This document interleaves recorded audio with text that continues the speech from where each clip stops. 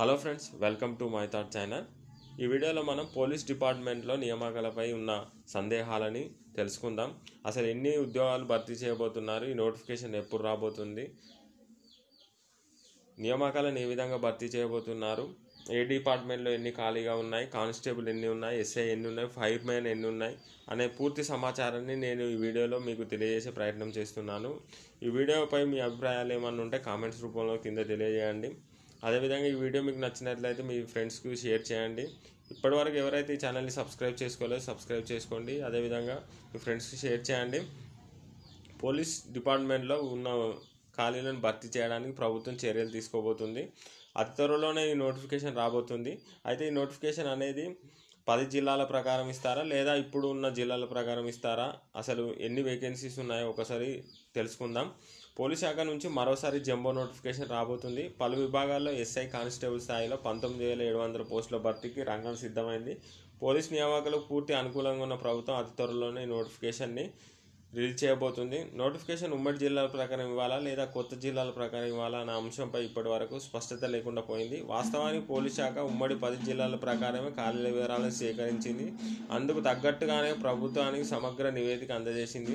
గతంలోనూ ఉమ్మడి 10 జిల్లాల ప్రకారమే నోటిఫికేషన్ జారీ చేసి నియామకాలు చేపట్టారు. అయితే ఈసారి కూడా అదే పద్ధతి అనుసరిస్తే చట్ట ప్రకారంగా ఇబ్బందులు తలెత్తే అవకాశం ఉందని నిపుణులు సూచిస్తున్నారు. మరోవైపు కొత్త జిల్లాలు జోనల్ వ్యవస్థకు సంబంధించి ఇప్పటి వరకు రాష్ట్రపతి ఆమోదం లభించలేదు.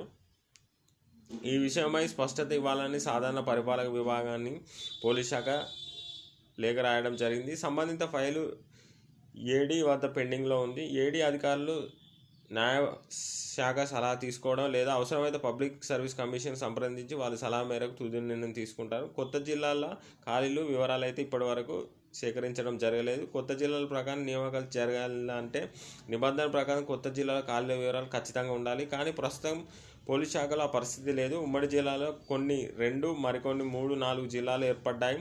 సత్వర సేవలు అందించడం భాగంగా ఉన్నతాధికారులు ఎక్కడికక్కడ సిబ్బందిని సర్దుబాటు చేశారు. ప్రస్తుతం ఇలాగే కొనసాగుతుంది. దీంతో కొత్త జిల్లాలో మంజూరైన పోస్టులు, సిబ్బంది, ప్రస్తుతం విధుల్లో ఎందరున్నారు, ఖాళీలు ఇలా పూర్తి వివరాలు పోలీస్ శాఖ వద్ద లేవు. ఇటీవల కూడా ఉమ్మడి 10 జిల్లాల ప్రకారమే ఖాళీల వివరాలను సేకరించడం జరిగింది. ఈసారి ప్రభుత్వానికి పంపిన ఖాళీల వివరాల్లో కేవలం సివిల్, ఏఆర్ తదితర విభాగాలకు సంబంధించి సమాచారం మాత్రమే అందించారు. అగ్నిమాపక శాఖ, జైళ్లు, ఇతర విభాగాలకు సంబంధించి ఖాళీల వివరాలను అందించలేదు. గత నోటిఫికేషన్లోనూ అగ్నిమాపక, జైళ్ల శాఖలో ఖాళీలను భర్తీ చేశారు. ఇప్పుడు వచ్చే నోటిఫికేషన్లో ఖాళీల వివరాలు ఈ విధంగా ఉండే అవకాశం ఉన్నట్టు ప్రభుత్వం తెలియజేయడం జరిగింది. పోలీస్ శాఖలో పూర్తిస్థాయి అధికారులు, సిబ్బంది అందుబాటులో ఉండేలా చర్యలు చేపడుతున్నారు. ఇప్పటివరకు సిబ్బంది కొరత వల్ల కొంతమంది పైన భారం పడుతుంది. ఇకపై అలా కాకుండా ఉండేందుకు ఖాళీలను భర్తీ చేయనున్నారు. సివిల్లో 42,000, ఏఆర్లో 22,000, టీఎస్పీఎస్లో 13,000, ఇతరత్ర మరో 10,000 పోస్టులు ఉన్నాయి. గతంలో 18,000 పోస్టుల నోటిఫికేషన్ ఇచ్చి సుమారు 16,000 మందిని భర్తీ చేయడం జరిగింది.